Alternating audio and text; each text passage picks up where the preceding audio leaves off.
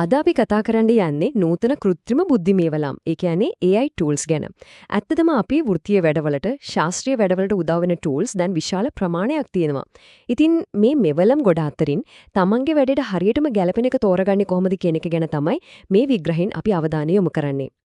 ඇත්තරම වෙළඳ පොලේ තියෙන AI මෙවලම් බහුලත්වය නිසා ගොඩක් දෙනෙක්ට තියෙන ප්‍රශ්නයක් තමයි මේ. මොන වැඩේටද හරියටම ගැලපෙන AI tool එක? ඉතින් මේ ව්‍යාකූලත්වයට යම් පිළිතුරක් හොයන්න තමයි අපි මේ විග්‍රහය හරහා උත්සාහ කරන්නේ. අපි මේ කතාව කොටස් 4කින් බලමු. මුලින්ම AI නිසා අපේ සෙවුම් අත්දැකීම් කොහොමද වෙනස් වෙලා තියෙන්නේ කියලා බලනවා.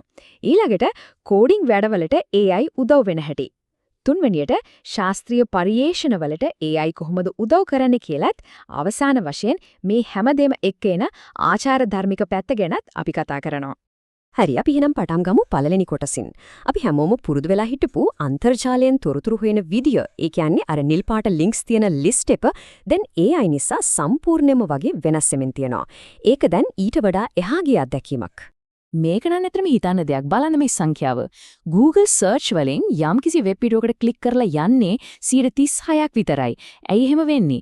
මොකද AI වලින් දෙන සාරාංශ උත්තර නිසා ගොඩක් වෙලාවට අපිට අවශ්‍ය තොරතුරු ලින්ක් එකකට ඇතුල් නොවි එතරම් බලා ගන්න පුරුවන්. හොඳයි. මෙතන තියෙනවා ප්‍රධාන AI search engines ටිකක පොඩි සංසන්දනයක්. Google AI overviews වලින් ඉක්මන උත්තර ගන්න පුරුවන්. හැබැයි මූලාශ්‍ර හැම වෙලෙම පෙන්වන්නේ නැහැ. Perplexity AI නම් ගැඹුරු පරීක්ෂණවලට නියමයි. මොකද ඒක මූලාශ්‍ර හරියටම පෙන්නනවා. ChatGPT හරියට සංවාදයක් වගේ සර්ච් කරන්න ඉඩ දෙනවා. Consensus කියන්නේ ශාස්ත්‍රීය පරීක්ෂණවලටම විශේෂ වුණු එකක්. අන්තිමට Brave කියන්නේ පෞද්ගලිකත්වයට මුල් තැන දෙන අයට හොඳම විකල්පය. ඔන්න බලන්න මෙතනදී අපි ලොකු ක්‍රීඩකයෝ දෙන්නෙක්ව සංසන්දනය කරනවා. ගැඹුරු තහවුරු කරගන්න පුළුවන් පරීක්ෂණයක් කරන කෙනෙක්ට Perplexity AI තමයි හොඳම.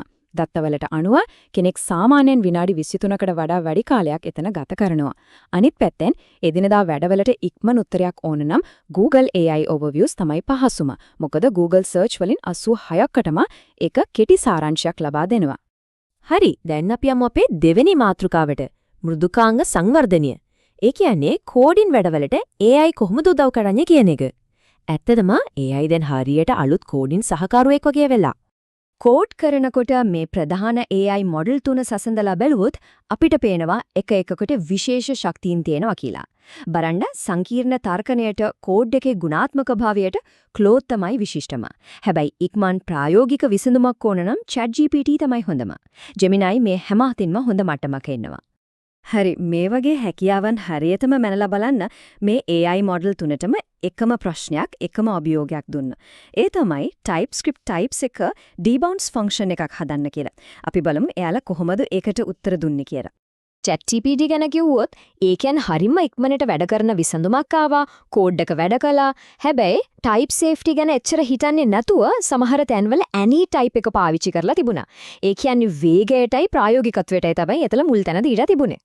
හැබැයි ක්ලෝඩ්ගේ කතාව ඊට වඩා ටිකක් වෙනස්. ඒක මුලින්ම ප්‍රශ්නේ තේන්න පුරුවන් සංකීර්ණ තැන්, ඒ කියන්නේ edge cases ගැන හිතලා සම්පූර්ණයෙන්ම type safe විසඳුමක් දුන්නා. ඒ විතරක් නෙමෙයි කෝඩ් එක පාවිච්චි කරන්නේ කොහොමද කියලා පැහැදිලි කරන්න JSTOC comments පාව එකතු කරලා තිබුණා. ඒ කියන්නේ ගුණාත්මක භාවයට තමයි වැඩි අවධානයක් දීලා තියෙන්නේ.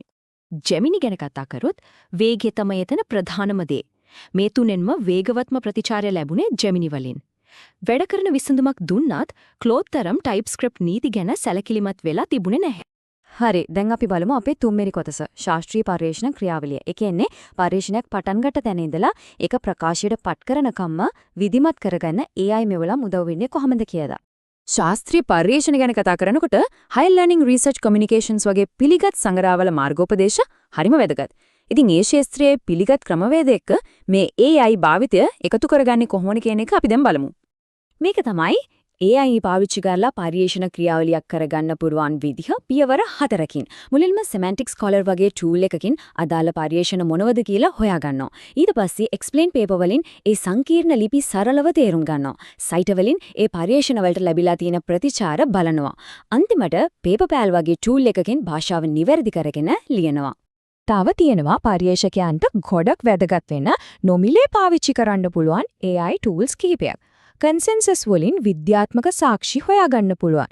එලිසිට් කියන්නේ සාහිත්‍ය සමාලෝචන ස්වයංක්‍රීයකරණ මෙවලමක්. Perplexity AI මූලාශ්‍රය එක්කම ඉක්මන් සමාලෝචන ලබා දෙනවා. Zotero වගේ මෘදුකාංග නම් මූලාශ්‍ර කළමනාකරණයේද ගොඩක් උදව් වෙනවා. හොඳයි. දැන් අපි එනවා මේ කතාවේ ගොඩක්ම වැදගත්. සමහර විට ටිකක් සංවේදී කොටසකට. ඒ තමයි මේ බලවත් AI මෙවලම් පාවිච්චි කරනකොට අපි මුහුණ දෙන ආචාර ධර්මික ගැටලු.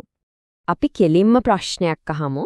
කෘත්‍රිම බුද්ධියක් කියන්නේ AI එකක් පරිේශන පත්‍රිකාවක කතුවරයෙක් විදිහට දාන්න පුළුවන්ද? මේක තමයි අද තියෙන ලොකුම ආචාර ධර්මික සංවාදයක්. මෙතනදී AI සාහිත්‍ය සොරකම කියලා අලුත් සංකල්පයක් ගැන කතා වෙනවා. ඒ කියන්නේ AI එකක් ලියන දෙයක් ඇත්තටම අලුත් නිර්මාණයක්ද? එහෙම නැත්නම් මේක පුහුණු කරපු දත්තවලින් මූලාශ්‍ර නොදක්වා උපුටාගත්ත දෙයක්ද කියන ගැටලුව. මේ ගැන ප්‍රධාන මත දෙකක් තියෙනවා. එක පැත්තකින් කියනවා AI එකක් යමක් ලියන්නේ ඒක පුහුණු කරපු දත්තවලින් නිසා ඒක හරියට මූලාශ්‍ර වලින් කරන සොරකමක් වගේ කියලා.